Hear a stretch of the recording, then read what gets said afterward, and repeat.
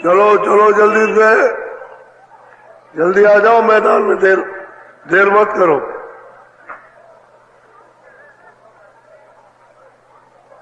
चलो चलो समय होने वाला।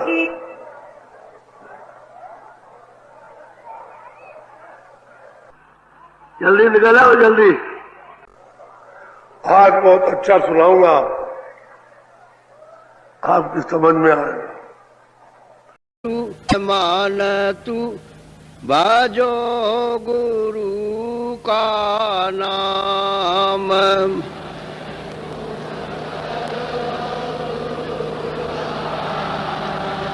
दया महर से नर तन पायो,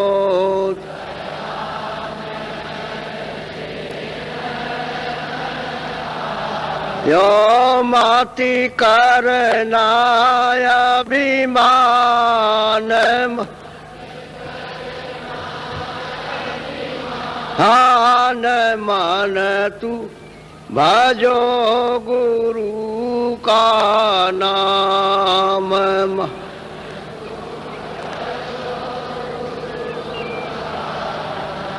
एक दिन खाली पड़ा रहेगा,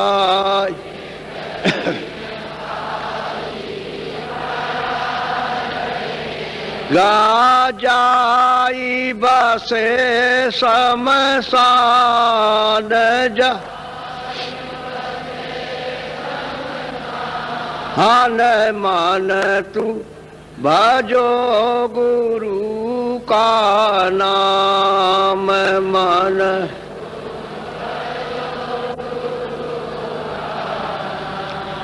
जो धन तुझको दिया गुरु ने, जो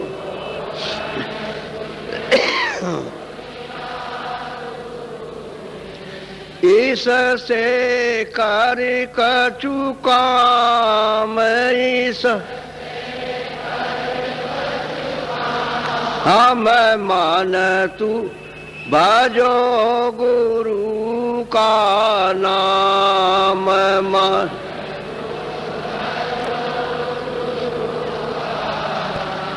अंत समय यों ही लौटी जाएगा,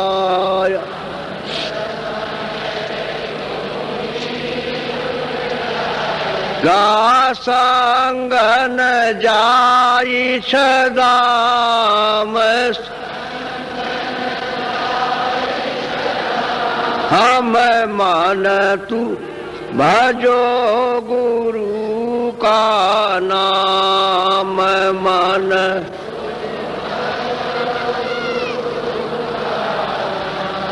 यह संसार रहने का सुपनाय,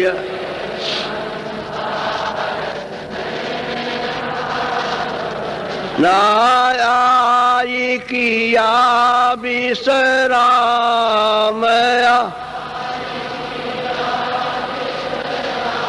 हम मान तू भजो गुरु का नाम। मान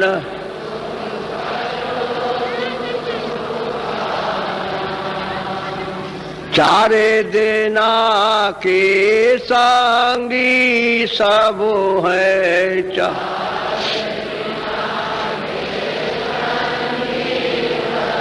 है अंत न आवे काम, हम मान तू भजो गुरु का नाम। मान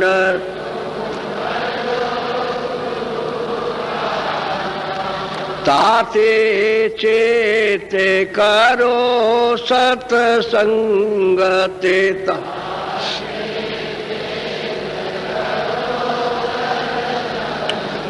ते भजन करो आठो याम, हम मान तू भजो गुरु का नाम मन,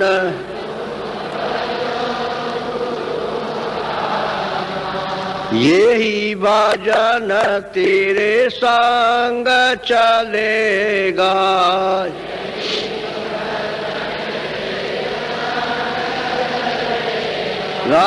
यही भजन तेरे संग चलेगा।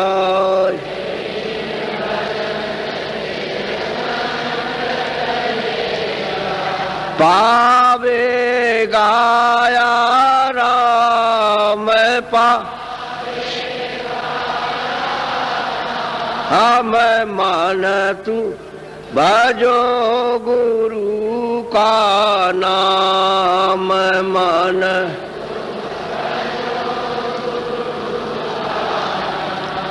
दया महर सते गुरु से लेकर,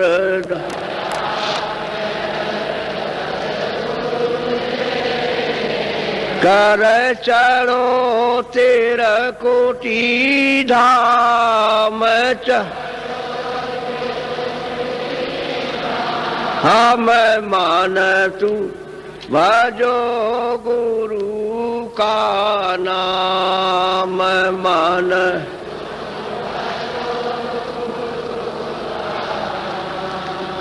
काल करम से बंधन छूटे का,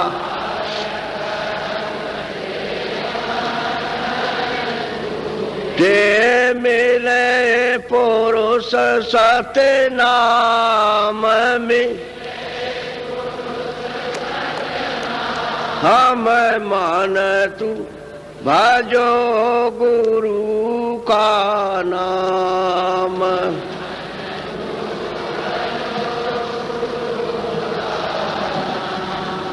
संत चरण अति बहुत बड़, जानत चतुर सुजान, जो संतन हित ना करे सो नर पशु समान।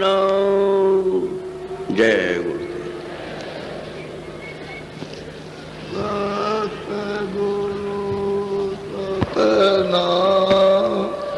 तुमको ला तुम पर नाम,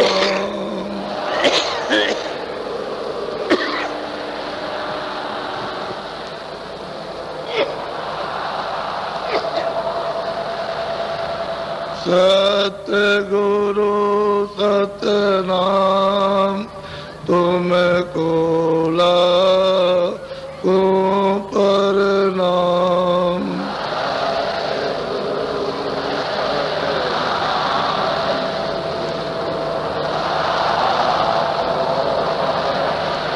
कोट न सूरज चांद सितारे,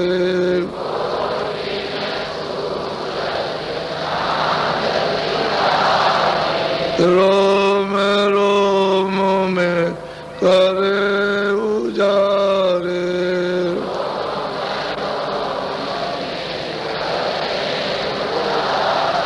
रोम रोम में करे उजारे,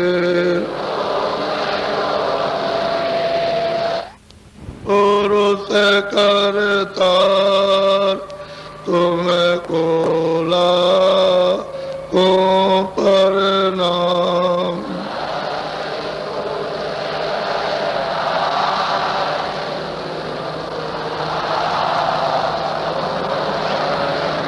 अरबों सूरज चांद सितारे,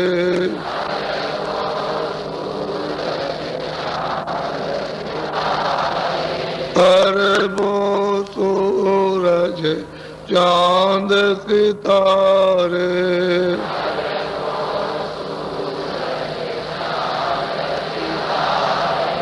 रोम रोम में करे उजारे,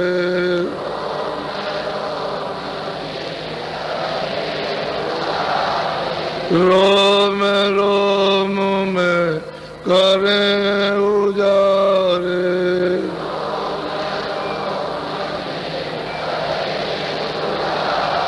कलक पुरुष करता तुमको लाखों प्रणाम।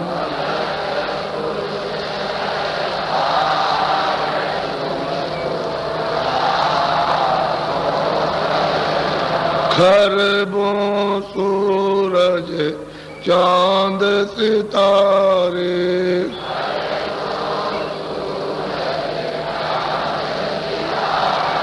रोम रोम में करें उजारे,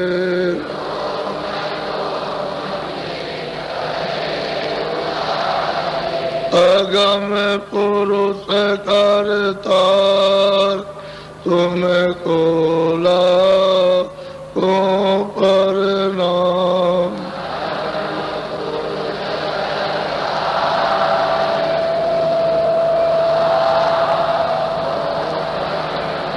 नील नील शशि बाण उतारे,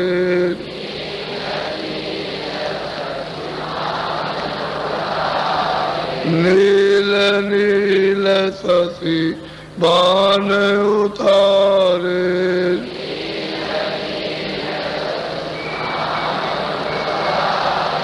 रोम रोम में करे उजारे,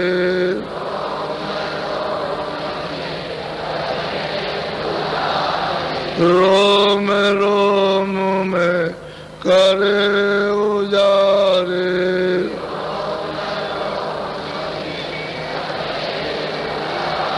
अनामी पुरुष करदार तुमको लाखों प्रणाम।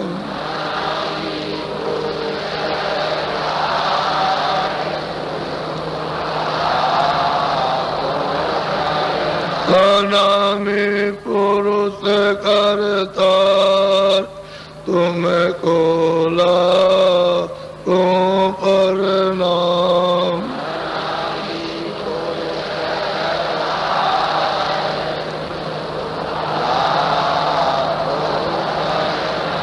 तुमको लाखों प्रणाम।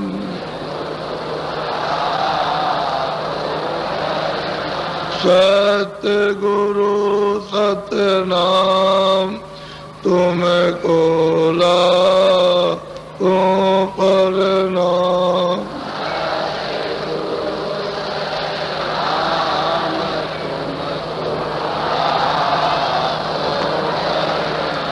तुमको लाखों प्रणाम।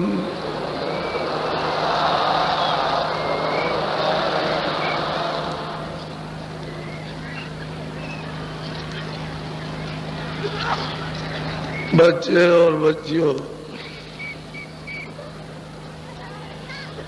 ये देश, ये स्थान आपका नहीं है। आप परदेश में आकर पराये सामानों में और पराये नियम में यहाँ उलझ गए और फंस गए। उसके नियम का भी पालन नहीं होता और पराई वस्तु में भी तुम्हारी नहीं है, और तुम उसके लिए रोते चिल्लाते हो, तुम्हारी कोई फरियाद भी नहीं सुनता। और जिसने अपने नियम में आपको फांस लिया वो कुछ कर भी नहीं सकता। उसने अपने से अपने को अलग कर लिया कि हम इस नियम के अंतर्गत नहीं है, हम तो परे हैं। हमने नियम बना दिया है, उसके वसूल और ये काम है। उसके खिलाफ कोई भी चलोगे तो हमारे जितने भी कर्मचारी हैं वो सब आपको दंड देंगे। हमसे उससे अब कोई मतलब नहीं है। कर्मचारी और आप समझो। हमने उन नियमों को भुला दिया और कर्मचारी अधिकारी उनके हमको यहाँ सजा तरह तरह की देने लगे और 4 खानों में 84 लाख योनियों में और नरकों में डाल करके हमको जो यातना देते हैं वो असहनीय है। इसलिए सामान भी आपका नहीं है और नियम भी आपका नहीं। दूसरे का सामान दूसरे का नियम। यदि आपको दिया था सामान तो आप उस नियम के अनुकूल उस सामान को काम में लेते और छोड़ देते। तो आपने उस सामान को अपना और वो नियम को तोड़ा। सामान भी आपका नहीं और नियम की सजा। जब उसका उल्लंघन किया तो सजा। इसलिए ये वास्तव में परदेश है। परदेश है, अपना देश नहीं है और यहाँ कभी भी चैन अमन आपको नहीं मिल सकता। इसलिए कहते हैं कि भजो गुरु का नाम। जो गुरु ने नाम दिया है चढ़ने का, चलने का, जो भेद बताया है उसका नाम और रूप और स्थान कि ये चढ़ने की जुक्ति है घाट से, यहाँ से चढ़ चलो तो भजो गुरु का नाम। वो दिया हुआ नाम भजो जो अंतर घाट पर उस नाम को अपनी जीवात्मा चेतन से भजो। उससे मतलब ये है कि उससे जगो और जा करके नाम को पकड़ो। वही नाम तुमको ले जा करके सब कुछ कर देगा, योग पद को भी और ब्रह्म पद को भी, पार ब्रह्म पद को भी। वही नाम तुमको ले जाकर घर में पहुंचा देगा। तो दिया हुआ गुरु का नाम तुम नहीं भजोगे। 1 दिन किया, 1 घंटे किया, 10 दिन छोड़ दिया है, 10 दिन किया तो 4 महीने छोड़ दिया। अरे तुमको दिया गया है कि हर रोज करो, किसी दिन नागा मत करो। और कितना करो, 1 घंटे का समय बचाओ। 23 घंटे तो आपने घर के और ये सब काम कर लिए बाल बच्चों के, लेकिन 1 घंटा जीवात्मा के लिए भी कुछ करो। तो तुम कहते हो हमको समय नहीं मिलता। अरे क्यों नहीं समय मिलता है? क्यों आपको समय नहीं मिलता है? तो मतलब ये है कि समय हर वक्त मिलता है। तुमको 24 घंटे में समय मिलता, टट्टी पेशाब तो जाते हो। जब तुम टट्टी पेशाब एकांत में जाओ तो उसी जगह पर तुम बैठो और घुटनों पर अपने हाथ रखो, आंख बंद करो, कान बंद करो और टट्टी भी करो, भजन भी कर लो। कोई छुआछूत नहीं है किसी तरह की। और तुम कहते हो कि हमको समय नहीं मिलता। कैसे नहीं समय मिलता है? तुम हर जगह कर सकते हो, कोई जगह खाली नहीं, सब जगह पर और सब वक्त कर सकते हो। 24 घंटे में जब आपको समय मिले, कहते हो हमको समय नहीं मिलता। हम आपको ये छुट्टी देते हैं कि आपको कोई छुआछूत नहीं लगेगी। स्त्रियों को 12 महीने और पुरुषों को, अब आप कहोगे हमको समय नहीं, कैसे नहीं समय, टट्टी से जाओगे? तो आपको तो ये जानना चाहिए, चलो भाई हम ये भी काम कर लेंगे, हमको नई फुर्सत मिली तो चलो ये भी काम कर लेंगे और भजन भी कर लेंगे। कहते नहीं, एक क्षण भी अगर तुम्हारा इधर चला गया, उधर नहीं लगा तो बेकार गया। सब समय बेकार खो देते हो और ये आपका यहाँ कुछ नहीं। इसलिए वो कहते हैं कि गुरु ने जो भेद, जो नाम जुक्ति दी, जो भजन करने का उन्होंने रास्ता बताया, तो कहते हैं दरवाजे पर रोज बैठकर ऐसे खटखटाओ, इस तरह से कानों से, आंख से देखो। जब तुम उसको खटखटाओगे दरवाजे पर, तब दरवाजे पर तब तो बोलेगा। और दरवाजे पर तो तुमने कभी खटकाया नहीं। मकान के अंदर जो मालिक रहता है वो कैसे बोलेगा? इस मकान को छोड़ करके उस मकान से चिल्ला रहे हो, अरे हरे कृष्ण नहीं बोलेगा, क्योंकि उस मकान में तो रहता नहीं है, वो तो इस मकान में रहता है। तुम इधर चिल्ला रहे हो तमाम, लेकिन कहीं जब यहाँ दरवाजे पर बैठ के न पीटो, तुम मतलब यह कि अपनी आंखों को और कान को देखो, आवाज देता कि नहीं देता, दिखाई देता कि नहीं। तो दरवाजे पे तुम कभी बैठते नहीं हो। दरवाजा छोड़ करके बस भाग रहे हो, इधर जाएंगे वो इधर जाएगा, क्या मिलेगा आपको? तुम बहुत गए हरिद्वार, बहुत गए रामेश्वरम, क्या पाया? लौट के तो चले आए। तुमने तो ये ख्याल किया कि हमको मुक्ति मिल जाएगी या हमको स्वर्ग मिल जाएगा। ऐसे नहीं मिलता बच्चा, ये तो खाली कल्पना है। वो तो काम करने से स्वर्ग मिलेगा, पुण्य तो आपने कुछ किया नहीं। तो जब पुण्य नहीं किया तो स्वर्ग कैसे मिलेगा? स्वर्ग तो पुण्य से मिलता, और पुण्य आपने किया नहीं, तो वो भी आपके हाथ से चला गया। तो मेहनत भी बेकार हुई और कुछ काम भी नहीं बना और धोखे में रह गए। पीछे अपने कौन काम आएगा? इसलिए भजो गुरु का नाम। ये आपका देश नहीं है बच्चों, ये प्रदेश है। आपका अगर देश होता तो स्थिर रहते, हमेशा रहते, कोई निकालता नहीं, कोई परिवर्तन नहीं होता, तो आपका देश नहीं। तो आप अपने देश की चलने की तैयारी करो। अब यह है कि कुछ साथ सामान, अरे कुछ गंदगी को नीचे छोड़ो। आप नहीं छोड़ सकते तो किसी से कहो कि हमारे पास गंदगी है, हमारा कपड़ा गंदा है तो हम नहीं धो सकते हैं, हमारे पास धोने के साधन नहीं है, तो आप इसको धो दीजिए। तो आप किसी को दे तो दो, ये तन रूपी कपड़ा दे दो। हम तो आपको इसलिए ले आए कि आप मतलब ये कोई ऐसी बात ना समझो कि बाबा जी मतलब ये है कि कुछ कोई गलत रास्ता बताते। तो हमने तो कहा कि चलो प्रयागराज, चलो त्रिवेणी संगम पर आपको स्नान कराएंगे। हम जैसे कहें वैसे ही करो स्नान उसी गंगा में, और गंगा में नहाओ और डुबकी लगाओ, आज ये प्रतिज्ञा करो कि अब हम आज तो शाकाहारी रहेंगे, शाकाहारी शुद्ध आहार करेंगे, फल फूल है, अनाज है, शुद्ध आहार करेंगे। और मतलब ये है कि ये काम नहीं करेंगे। अब जो कुछ हो गया भूल चूक हो तो हो गई, अब उसके लिए तो इसको भूल चूक माफ करने के लिए, क्षमा करने के लिए कपड़ा दे दो।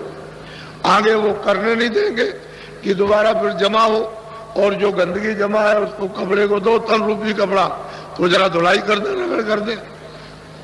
अब वो अपना साबुन, उनका ढंग का अलग है, वो ये साबुन तो है नहीं फैक्ट्री वाला, उनके पास साबुन है, वो लगा देंगे, धीरे से मैल कट जाएगा।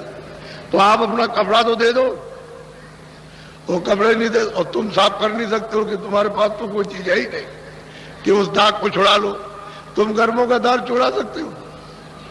जो लाज रखा आपने वो बिना महात्माओं के बच्चा नहीं होता है। तो इसलिए तुमको ले आएंगे। चलो भाई, कम से कम इसी बहाने से तुम कम से कम आगे कोई ऐसा तुम बोझा तो अपने ऊपर नहीं लागो जो काला दाग लग जाए। जो लगा है उसी की सफाई करो। वो कितना पीड़ित करेगा आपको, छोड़ेगा, वो कितने युग बर्बाद कर देगा। इसलिए आप प्रदेश में आए हो, और ये जो दृश्य है, ये जो आप देख रहे हो, हमने जो आपसे कहा था ये महामानव कुंभ लगेगा, और ये बताया था कि अपनी सनातन विद्या का, यानी इधर से भी उधर से भी सनातन विद्या का, जिससे कि जीवात्मा उसमें स्नान करें, उस ब्रह्म गंगा में जो ऊपर से गिर रही है, जो अमृत के साथ वर्षा हो रही, उसमें जीवात्माओं को स्नान कराओ। तो ये आपको बताया गया। तो सब जगह आपको कहा कि चलो चलो चलो चलो, तो हमने कोई ऐसी बात नहीं की, आपके सामने कोई असत्य व्यवहार झूठा नहीं किया, और आपके सामने ये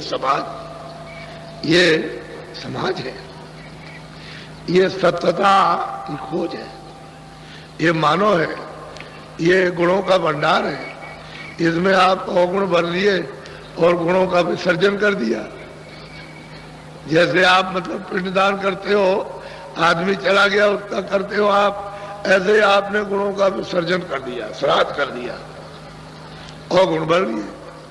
तो बताओ कैसे काम होगा? तो अब तो गुण अवगुण जाना चाहिए, गुण आना चाहिए।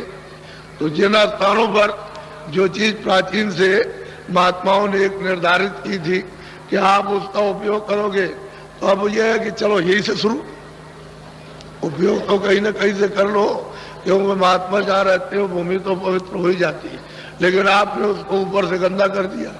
तो असल चीज ये है कि तो ये दृश्य है, ये अनोखा दृश्य है।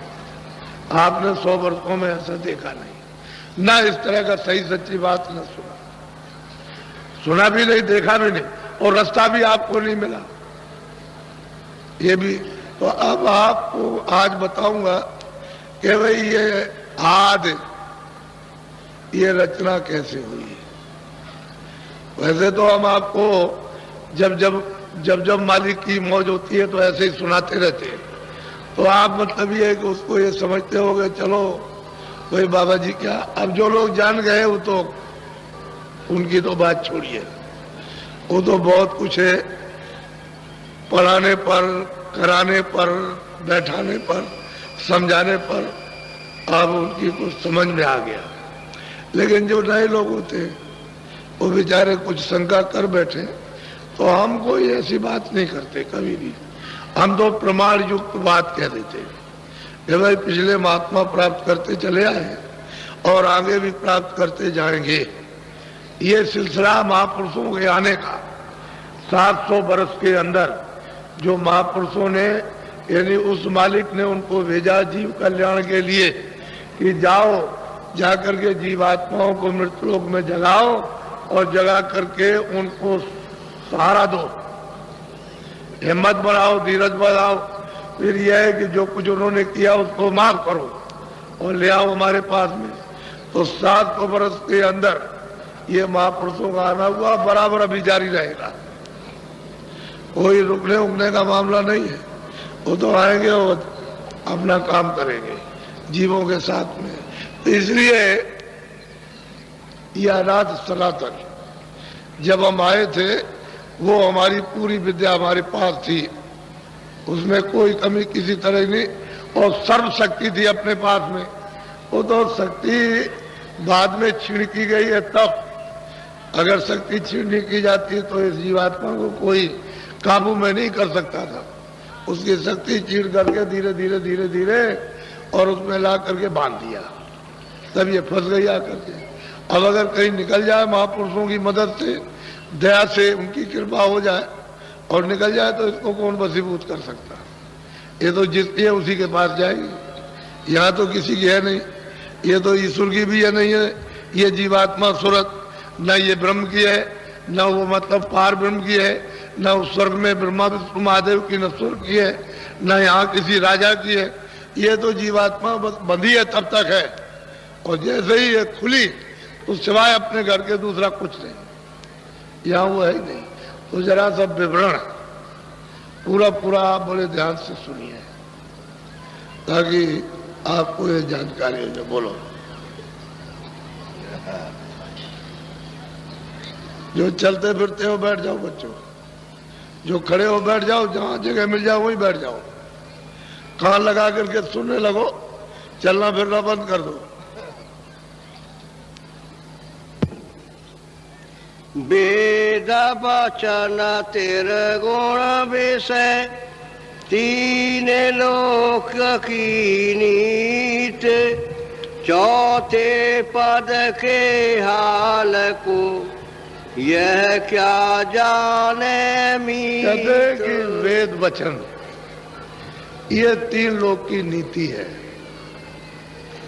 जब उन्होंने इधर जब जीवात्माओं को ला करके इस तन रूपी मकान में दोनों आंखों के पीछे बैठाया तो सबकी आंख खुली थी, सबके कान खुले थे। सब लोग मतलब तीनों लोकों में जाते थे। मृतलोक में तो थे ही, तो अंडलोक में, ब्रह्मांड में, पार ब्रह्मांड में और सत्य देश में जाते थे। कोई रोक टोक नहीं थी उसमें। तो कहते हैं कि तब तो कोई रोक नहीं, तब तो कोई वेद विधान था नहीं, कोई वेद की नीति थी नहीं। न शुभ था, न अशुभ था, न पाप था, न पुण्य था, न अच्छा न बुरा, न 84 थी, न 4 खाने थी, न नरक थे, कुछ नहीं। तो कहते हैं उस समय तो कोई विधान ही नहीं था। लेकिन जब वो विधान, क्यों कि जब ये आए, इनकी आयु रखी 1 लाख बरस की, कि शरीर में तुम 1 लाख बरस रहो। शुरू में जब जीवात्माएं लाई गई तो 1 लाख बरस तब आती थी जाती थी उस आनंद को प्राप्त करती। तभी तो कहते हैं कि हड्डी रहेगी तब तक ये प्राण रहेंगे। मत कुछ गाइए। 10-10 हजार पेड़ों पर उल्टे टंगे रहे और खाली वायु का आहार किया और बाकी कुछ नहीं किया, तब भी ये शरीर 10-10 हजार वर्ष तक उल्टे पेड़ पर टंगे रहे और हवा का आहार करते रहे, तभी ये शरीर बना रहा। 1 लाख वर्ष की आयु इसकी, तो जब तक हड्डी रहेगी तब तक प्राण रहेंगे। उस समय का यही था। तो ये सब मतलब यह है कि जब समय पूरा हुआ तो जिनका पूरा हुआ वो निकल गए वापस अपने घर में, अपने देश में चले गए। फिर दूसरों का जब समय कि उनका जन्म हुआ तो उनको 1 लाख बरस की उनका समय, वो भी चले गए। फिर और तीसरों का इस तरह से, यानी अनगिनतिन खेत 1-1 लाख बरस पूरा करने पर वो जीवात्माएं निकल गई, क्योंकि कोई तो बंधन तो था नहीं किसी तरह। कोई रुकावट नहीं थी, कोई नियम नहीं था। बाद में फिर ये देखा कि भाई ये तो लोग सब चले जाएंगे, और हमने बहुत तपस्या की, हमने तब किया। तो ये तब किया इन्होंने बहुत, तब जाकर के वो सतपुरुष से प्रसन्न, मालिक से प्रसन्न हुए। कहने लगा अच्छा मैं तुमसे बहुत खुश हूं, तुम क्या चाहते हो? तो इन्होंने उससे मांगा कि हमको, यानी वहां जैसा राज है तो मिल नहीं सकता, लेकिन कुछ मिलता जुलता छोटा मोटा कुछ राज दे दीजिए। तो उन्होंने कहा अच्छा ठीक है, तुमको दिया। अब जीवात्माओं के सुरतों के बगैर कोई रचना हो नहीं सकती, क्योंकि ये सुरतें नहीं रहेंगे तो कोई रचना नहीं। ये सब आदमी चले जाए तो राज क्या कौन करेगा, किस पर करेगा? मिट्टी पर। अरे भाई जब ये लोग रहेंगे तभी तो राज होगा, तो जब ये है नहीं तो राज किस पर है? तो उन्होंने जीवात्माओं का भंडार, छोटा सा वो समुद्र है, उसमें से लोटा दो लोटा, घड़ा दो घड़ा, गाड़ी दो गाड़ी, टैंकर दो टैंकर आ जाए तो उसमें क्या फर्क पड़ने वाला, वो तो सागर है अथा। तो एक छोटा सा भंडार तकसीम कर दिया, सबको दे दिया, क्योंकि सबने तपस्या की थी और सब लोगों में अलग अलग बांट दिया। इधर भी है इन्होंने दे दिया, तो यहाँ ले आए, ला करके फिर ये खोल बना दिया और उसका एक तरीका जल मरण का रख दिया कि भाई इस तरह से, तो हमारा यहाँ क्या रहेगा, फिर तो कुछ नहीं रहेगा।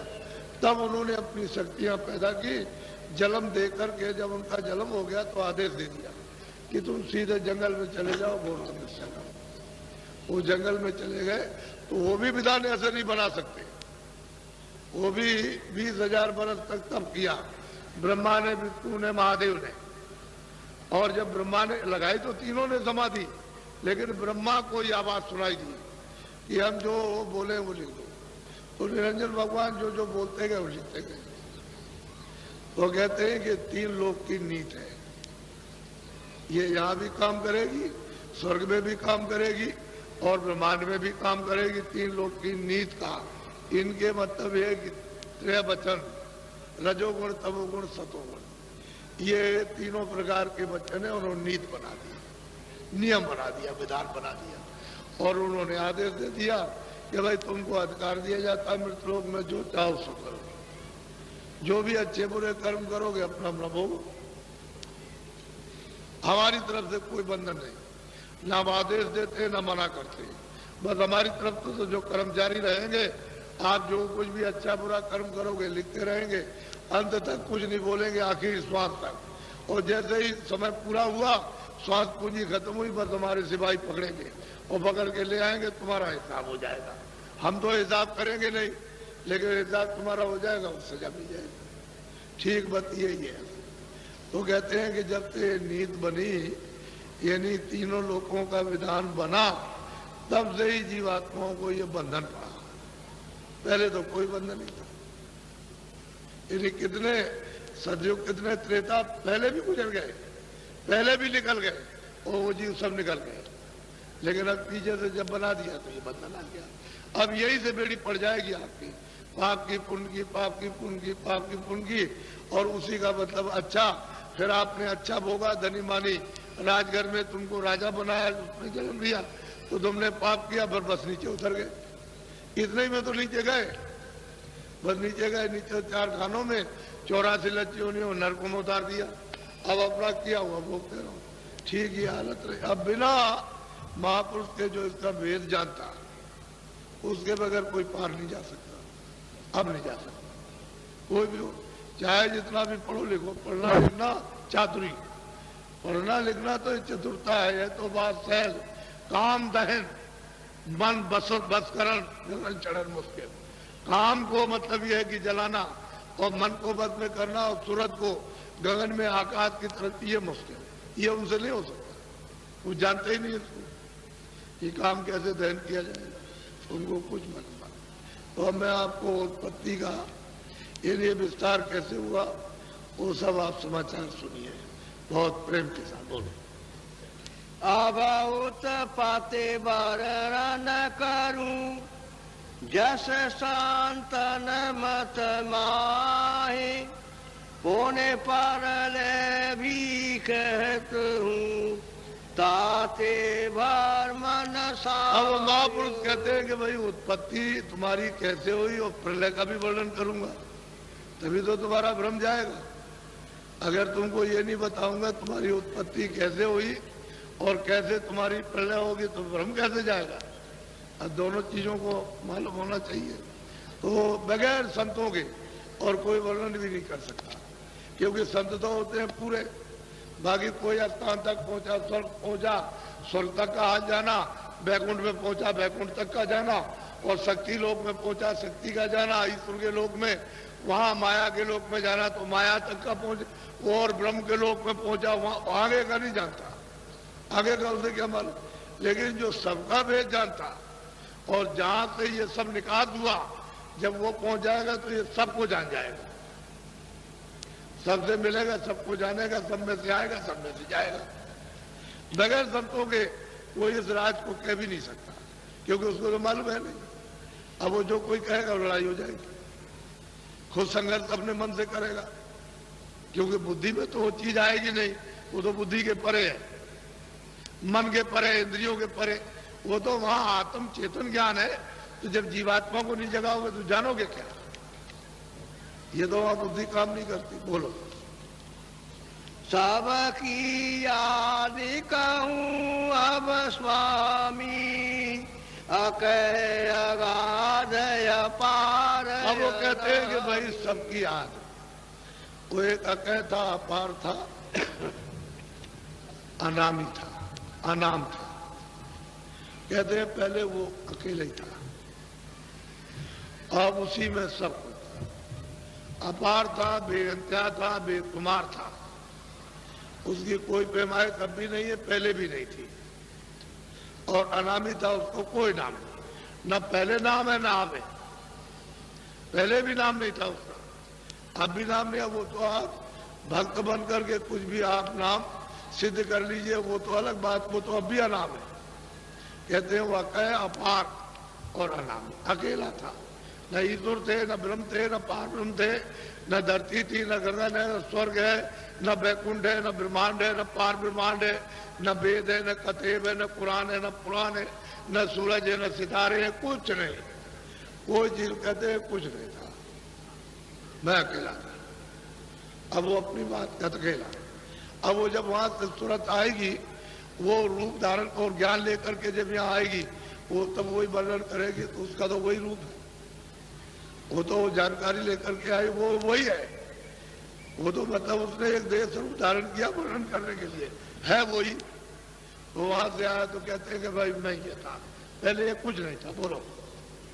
तीन से अगम पुरुष प्रगटाए, अगम लोक में आस। अब वो वर्णन करते हैं कि जब रचना का विस्तार शुरू किया, इच्छा और मौज अनामी पुरुष की हुई, तो उन्होंने अपने से अगम पुरुष प्रगटाए। अरे मतलब यह है कि उन्होंने अपने पुत्र अगम पुरुष, अगम लोक में उनकी बैठक बनाई। ये देखो, ये तुम्हारा लोक है, इसमें तुम रहो। अब हमारी इच्छा है, कुछ मतलब है रचना करने की, तो अपने से अलग अगम पुरुष उन्होंने अगम लोक में स्थापित कर दिया। बोलो। अलख पुरुष का हुआ उजाला, अलख लोक उन और तीसरे पुत्र हैं अलग पुरुष। अनामी पुरुष के तीसरे पुत्र हैं अलग पुरुष, और वो अलग लोक में उनको स्थापित कर दिया। उधर अगम लोक, उधर में अलग लोक, ये दो हो गए। बोलो। फिर सत नाम पुरुष सत सोई, साते साते रचना जाओ। तीसरे जो कहते हैं हमारे पुत्र हैं सतपुरुष, सतलोक में उनका नाम सतनाम है, सतलोक में उनका नाम, वहां रखना सत्य सत्य है, वहां सत्य का कोई काम नहीं है। तो सतलोक अलग है, अलग लोक अलग है, अगम लोक और अनामी लोक अपार है, बेंत्या है। वो तो जैसे पहले था वैसे भी है, उसमें तो कोई अंतर किसी तरह का है ही नहीं, वो तो पहले ही है। वो मालिक भी वैसे ही कहते हैं कि तीनों ही है, ये मेरे पुत्र हैं, मैंने पहले मतलब ये है कि ये स्थापित किए। अब आप किसको अच्छी तरह इनमें है, ये उन्हीं का रूप है शत्रु, बैठा दिया वहां, किसी तरह की भी मिलोनी नहीं है, कोई भी किस तरह। अब ये जो कुछ भी इच्छा होगी विस्तार करने की जब कभी भी, तो सत्पुरुष की होगी। जब इनकी इच्छा हुई तब इन्होंने विस्तार किया। उस सत्पुरुष ने सतपुरुष से, अलग पुरुष ने कुछ नहीं किया, आगम पुरुष ने कुछ नहीं किया। अनामी पुरुष तो मतलब ये को अलग है ही, वो तो उनका सर्वे सर्वा सब कुछ है, कोई तो सबके मालिक है। बोलो। सात लोक वह धाम सुहेला, हंस करे जहाया चरण। कि सतलोक सुहेला बहुत सुंदर खूबसूरत आनंद का मतलब ये को देश है, और वो मतलब है वो भी अथाह सागर ही समझ लिया। वो सतलोक है, उसका नाम सतलोक। वहां रहते पहले तो यहाँ कुछ नहीं था, इधर वो तो न मालूम कितने, तुम्हारी लेखनी तो यहाँ गिनती तो मतलब है खत्म हो जाएगी, 1 2 3 ये सब गिनती, इतने युग और इतने कल वहां बीत गए बराबर। अब ये कभी हुआ, कब से हो रहा, ये तो महापुरुषों को संतों को मालूम हो गया है, उनकी कृपा और दया हो गई ये उनको। तो संतों ने जब उनको जब याद भेजा, तो अभी तो ऐसे भेजा नहीं है, अब ये तो आप ऐसे कैसे आ जाओगे। बोलो। इन लोकन की महिमा भारी, कहूँ कहा अद्भुत में। अब वो कहते हैं महापुरुष जो यहाँ आते हैं वो वहां जाते हैं, देखते हैं, कहते हैं भाई उन लोगों की, तीनों लोगों की महिमा भारी है, चौथे को तो छोड़िए, वो अनामी धाम को तो छोड़िए, अनामी पुरुष को, इन तीनों लोगों की महिमा भारी है कि उसका अगर विस्तार कहा जाए तो कोई कह भी नहीं सकता, ऐसी महिमा उसकी है। बोलो। सहस 88 दीप निवास, हंस करे जहाँ सदा विलास। सहस्त्र 88 दीप कहते हैं वहां सब हंस, हंस कहते हैं ये सुरत है, निर्मल पवित्र स्वच्छ हंस उसको कहते हैं कि भाई वो अमृत मोती अमृत पीती है, तो अमृत का तो वहां सागरी है, अमृत का तो सागरी भरे हुए, वो तो अमृत पीती है, क्योंकि वो नहीं रहेगा तो कैसे, हो तो अमृत भरे ही भगवान। कहते हैं कोई उनकी शोभा वर्णन नहीं कर सकता। और जो भी महात्माओं ने देखा, जो कुछ वहां विलास आनंद लिया, और खाली इशारे किए, सबने इशारा किया, जितने भी महापुरुष आए और गए, जो वहां से आए वो जो यहाँ से पहुंच गए, उन्होंने सबने इशारे किया है, किसी ने ये नहीं कहा कि मैं कुछ ज्ञान गया। कहते हैं उनकी शोभा इतनी भारी है कि वचनों से न कह सकेगा कोई, न लिख सकेगा। बोलो। सुख का धाम सदा सुख जहाँ, दुख कलेश का वो कहते हैं कि सुख का धाम ही है वो, कहते हैं दुख कलेश का कहीं नाम निशान नहीं वहां, सुखी सुख है, सुखी सुख, आनंद ही आनंद। भाई वो तो देश ऐसा जहाँ आनंद ही आनंद, कोई किसी तरह का कहीं किसी वहां तो कोई बीमारी है ही नहीं, कोई शरीर गलता नहीं है, मतलब ये कोई रोगी नहीं, शरीर को तो उधर रुए ही रुए है, वो तो जीवात्मा ही जीवात्मा है, चेतनी चेतन है। तो कहते हैं सुख का धाम और सदा आनंद ही आनंद है। कहते हैं वहां वो सब मतलब ये हंस, और कितना कितना प्रकाश है कि वो ब्रह्म में पार ब्रह्म में इतना प्रकाश नहीं है जितना एक एक सूरत में प्रकाश है। यही जो सूरत दोनों आंखों के बीचों बीच में बैठी हुई है, जब वहां पहुंच जाती है तो इसमें कितना प्रकाश है कि ब्रह्म और पार ब्रह्म इनके कुछ नहीं प्रकाश, कितना प्रकाश। तो यही यहाँ सुरतें वहां पर कहते हैं सदा विलास करती रहती है, और कैसा कैसा विलास। तो बोलो। नई नई लीला सदानंद, हंस दास करे नित परमा। कहते हैं नई नई लीला क्षण क्षण पर नई नई लीला होती है तरह तरह की, और मतलब ये है कि यही वहां विलास, यही हम करते रहते हैं वहां, और अपनी रचना रचते रहते हैं। तो मंडल वो तो सागर है, उसमें सब ये होता रहता है। और मालिक मतलब ये अलग बैठे हुए, वहां के मालिक सतपुरुष अलग है, और ये सब रचना, सब विलास, सब आनंद सब होता रहता है, क्योंकि उन सूरतों में, उन अंशों में इतना प्रकाश है। वो तो इनमें उनमें इतनी क्षमता है कि अगर उनको आदेश मिल जाए तो वो कितने लोग बना दे। बोलो।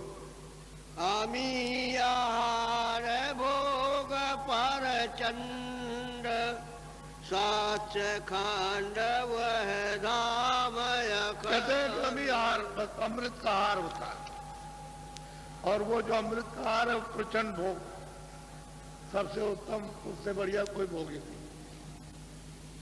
और सदा सतलोक में ये अंश मतलब विहार करते रहते हैं। बोलो, अब भी कर रहे हो वैसे, आप ही वही थे।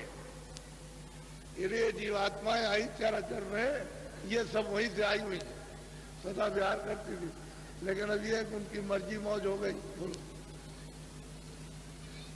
तासे भवर गुफार राखी सोहं पुरुष नाम कहे। वो कहते हैं कि भाई उसके बाद जब सतपुरुष की इच्छा हुई, जब उनकी मौज मस्ती हुई, तो उन्होंने पहले क्या रचना की, भंवर गुफा की मंडल बनाया, यानी सतलोक से अलग। वो भंवर गुफा का मंडल बनाया, इच्छा हुई तो उसने मतलब ब्रह्मांड बनाया बाहर में। फिर उन्होंने मतलब यह है कि ब्रह्मांड बनाया, फिर उसने त्रिलोकी बनाई, फिर नीचे का उसने ये सब उनका बनाया हुआ, पहले कुछ नहीं था, मंडल बना दिए। अब इतने बड़े बड़े मंडल बनाए उन्होंने कि जैसे जैसे सूरतें पहुंचती जाती हैं ऊपर की तरफ, तो वहां कुछ नहीं समझती है कि बड़ा मंडल। यहां तो आप जब नहीं आपको मालूम तो बहुत बड़ा होगा, लेकिन अगर इस तरह से देखे तो कुछ नहीं बड़ा। ऊपर जाइए तो उस दृष्टि से, उस ज्ञान दृष्टि से कुछ नहीं बड़ा, लेकिन यहाँ के लिए बहुत बड़ा। ऊपर जाइए तो उनके लिए कुछ नहीं है, लेकिन यहाँ के लिए बहुत कुछ है। इसी तरह से उन्होंने पूरा का पूरा मतलब मंडल बना दिए, और सब जगह पर ऐसे नहीं रचना होगी। पहले मंडल बन जाएंगे, इनमें से कोई रचना नहीं करेगा, न ईश्वर करेगा, न ब्रह्म करेगा, न पार ब्रह्म करेगा, और न महाकाल पुरुष करेंगे। इनको बना बनाया वो सतपुरुष का बनाया हुआ सब जब मिलेगा तो ये तो और करेंगे बस, तो ये उतारेंगे अपनी आवाज पर। तो वहां से ये सब आवाज का ही खेल है, सब जगह पर आवाज का ही मंडल बने, इतनी जोर की आवाज है उसकी, उसी से सब मंडल बन गए।